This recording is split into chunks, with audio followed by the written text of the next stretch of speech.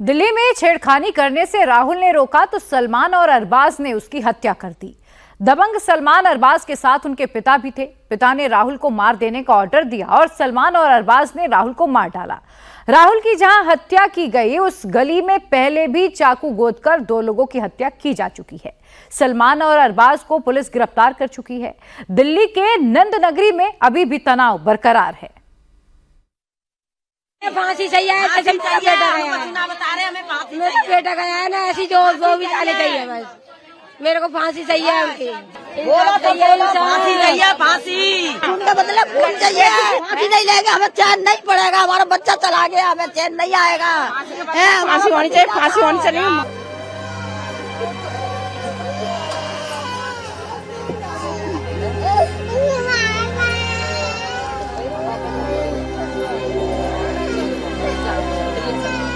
ये महिलाएं मातम मना रही है, इंसाफ मांग रही है।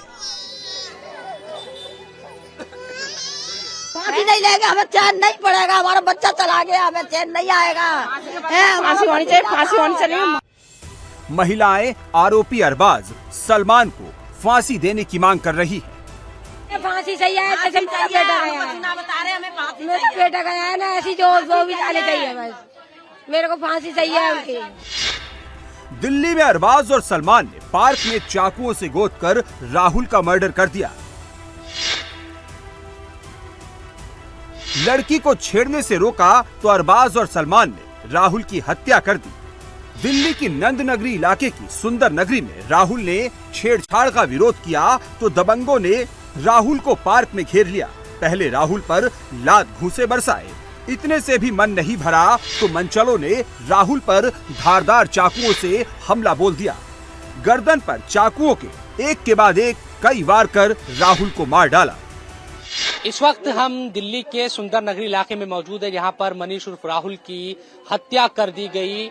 राहुल जो था वो एक लड़की के साथ छेड़छाड़ हो रही थी अरबाज और सलमान के द्वारा, उनको बचाने के लिए गया था, लेकिन अरबाज और सलमान पर आरोप है कि उन्होंने राहुल को चाकुओं से यानी कि धारदार हथियार से गोदकर उसकी हत्या कर दी। उनके परिवार में मातम का माहौल है, हर कोई यहाँ पर गमजदा है। माताजी का रोकर बहुत बुरा हाल है और जो लोग हैं वो अब ये मांग कर रहे हैं कि जिस तरह से मनीष उर्फ राहुल को मारा गया है उसी तरह से उन लोगों को भी फांसी दी जाए, जिन्होंने अरबाज और सलमान को फांसी दी जाए। ये तमाम जो मांग है वो घर वाले कर रहे हैं। बताया जा रहा है झगड़े की शुरुआत गली नंबर 1 में हुई। राहुल के चाचा कृष्ण कुमार ने छेड़खानी का विरोध किया। कृष्ण कुमार की आरोपियों से बहस हुई। मौके पर राहुल भी पहुंच गया। बात बहस से आगे बढ़ी तो आरोपियों के साथ मारपीट हो गई। मातम पसरा हुआ है क्योंकि इनके बेटे का, जिसकी उम्र महज 28 साल थी, उसका कत्ल कर दिया गया, उसका मर्डर कर दिया गया। और जो जानकारी दी गई है पुलिस के द्वारा भी और जो परिवार के लोग हैं वो ये बता रहे हैं कि जो चाचा थे मनीष उर्फ राहुल के, किशन, वो एक लड़की के साथ छेड़खानी का विरोध कर रहे थे, जिस लड़की को सलमान और अरबाज छेड़ रहे थे, ये आरोप है उन पर। और उसके बाद यहाँ पर जैसे ही मनीष उर्फ राहुल को पता चलता है कि वो इस तरह की वहाँ पर घटना हो रही है, घर के पास ही जो पार्क है वहाँ पर, वो वहाँ पर पहुंचा, लेकिन उसको चाकू से गोद दिया गया और उसकी हत्या कर दी गई। राहुल अभी केवल 28 साल का था। उसके 2 छोटे छोटे बच्चे भी हैं। राहुल की पत्नी का रो रो कर बुरा हाल है। राहुल की मां आरोपियों को सख्त सजा देने की मांग कर रही है। फांसी चाहिए, बेटा गया, मेरा बेटा गया है ना, ऐसी जो वो भी जाने चाहिए, बस मेरे को फांसी चाहिए उनकी। जैसे मेरा बेटा का बच्चा ने छोड़ गया तो फांसी चाहिए, फांसी चाहिए। बोला सब, बोला तो बोला, फांसी चाहिए, फांसी इंसाफ चाहिए मेरे को। बस जैसे बच्चा ने परिवार में मातम है और जाहिर सी बात है कि इस तरह की यहाँ पर स्थिति है और इस तरह के हालात हैं। और यकीनन ये परिवार अब ये मांग कर रहा है कि जो आरोपी है सलमान और अरबाज, उनको फांसी की सजा दी जाए। राहुल की बहन की कल ही सगाई हुई थी। राहुल के घर में सुबह जहां जश्न का माहौल था, वही रात होते होते मातम पसर गया। लड़के छेड़ रहे थे, वो लड़के जो गिरफ्तार हो चुके हैं, लड़के छेड़ रहे थे। अब लड़की छेड़ रहे थे, बीच में तो पूछना पड़ेगा क्यों छेड़ रहे हो भाई, लड़के क्यों परेशान कर रहे हो। तो ऐसे में ही वो हमारे भैया से मेरे भैया के के उनको वहाँ छोड़ दिया उनको। फिर मेरे भाई पार्क में चले गए, उनको पार्क में घेर लिया, उनको पार्क में चाकू मार दिया, पार्क में चाकू मार दिया उनको। हाँ, यहाँ से ऐसे। राहुल पर हमले के वक्त आरोपी अरबाज और सलमान के पिता भी साथ थे।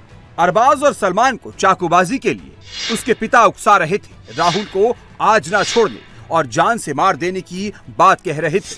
सलमान के पिता ने अरबाज और सलमान को राहुल की हत्या का ऑर्डर दिया और दोनों ने राहुल को मार डाला। राहुल के मर्डर के बाद पुलिस एक्शन में दिखी। पुलिस ने हत्या की जांच शुरू की। पुलिस ने छापेमारी कर आरोपी अरबाज और सलमान को गिरफ्तार कर लिया। राहुल के मर्डर में इस्तेमाल हथियार भी बरामद कर लिए। पुलिस अरबाज और सलमान से अलग अलग पूछताछ कर रही है। पुलिस मर्डर के आरोपियों के बैकग्राउंड की भी जांच कर रही है। बताया जा रहा है आरोपी सलमान चाय की दुकान पर काम करता है, वहीं दूसरा आरोपी अरबाज मजदूरी करता है। दिल्ली क्राइम कैपिटल बनती जा रही है, जहां आवारागर्दों के हौसले इतने बुलंद हैं कि छोटी सी बात पर बड़े क्राइम हो जा रहे हैं।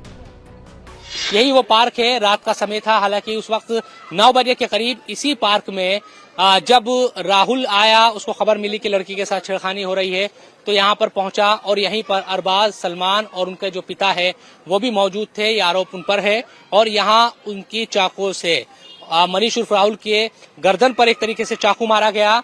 राहुल की गली में रहने वाले 2 युवकों की भी ऐसे ही हत्या हो चुकी है। हत्या का आरोप भी मुस्लिम युवकों पर लगा था। राहुल का मर्डर अब तीसरी वारदात है। ऐसे में लोग पुलिस पर भी सवाल खड़े कर रहे हैं। 3 मौत हो गई है, हमारे की हुई है। मारा गया। पहले नहीं मारा था, फिर एक माँ पल्लग मारा है, अब जो तीसरी मौत है। हमें इंसाफ ही नहीं मिलता है गरीब इंसान को।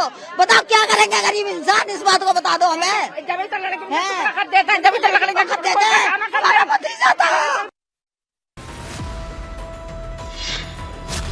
दिल्ली में हालात कितने खराब हैं, इसका अंदाजा लगाना बिल्कुल भी मुश्किल काम नहीं है। दिल्ली के सुंदर नगरी में जहां मनचलों ने मामूली बात पर मर्डर कर दिया, तो वहीं गोकुलपुरी में बेखौफ बदमाशों ने पेट्रोल पंप पर ताबड़तोड़ फायरिंग कर दहशत फैला दी।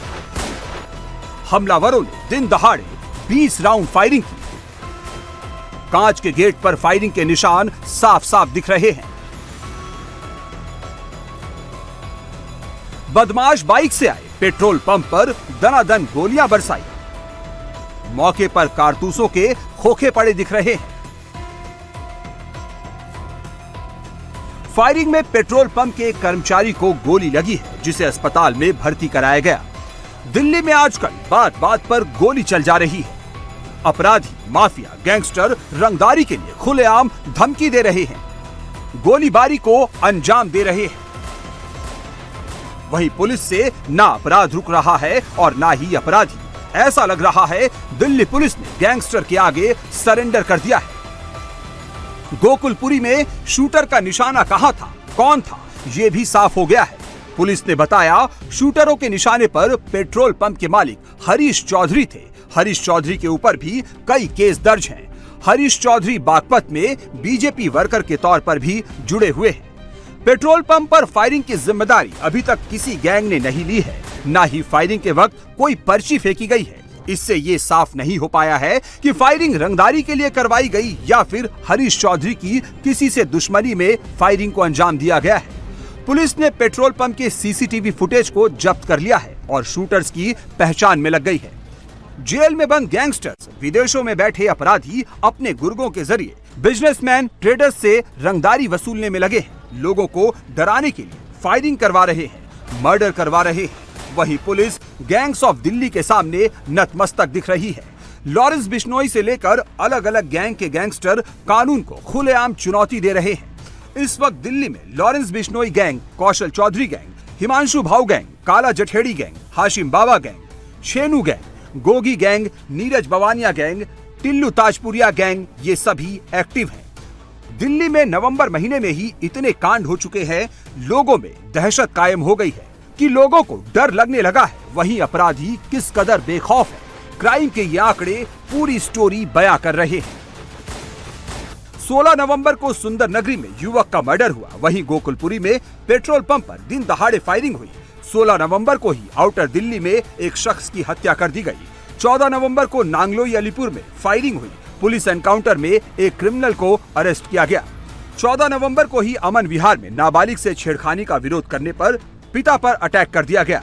10 नवंबर को ज्योति नगर में 3 बदमाशों ने एक घर पर ताबड़तोड़ फायरिंग की। 10 नवंबर को ही वेलकम इलाके में भी बदमाशों ने गोलीबारी की। 8 नवंबर को कबीर नगर में बदमाशों ने 2 युवकों को गोली मार दी, जिसमें एक युवक की जान चली गई। 6 नवंबर को छावला में शूटरों ने मारुति वर्कशॉप पर फायरिंग की और 5 करोड़ की रंगदारी मांगी। 6 नवंबर को मीराबाग इलाके में बदमाशों ने 8 से 9 राउंड फायरिंग की। दिल्ली में क्राइम ग्राफ में उछाल के बाद दिल्ली पुलिस एक्टिव हुई है। पुलिस ने अपराधियों के खिलाफ ऑपरेशन कवच स्टार्ट किया है। पुलिस अधिकारी कई टीम बनाकर क्राइम पर लगाम लगाने और लोगों का कानून पर भरोसा कायम करने की कोशिश में जुट गए हैं।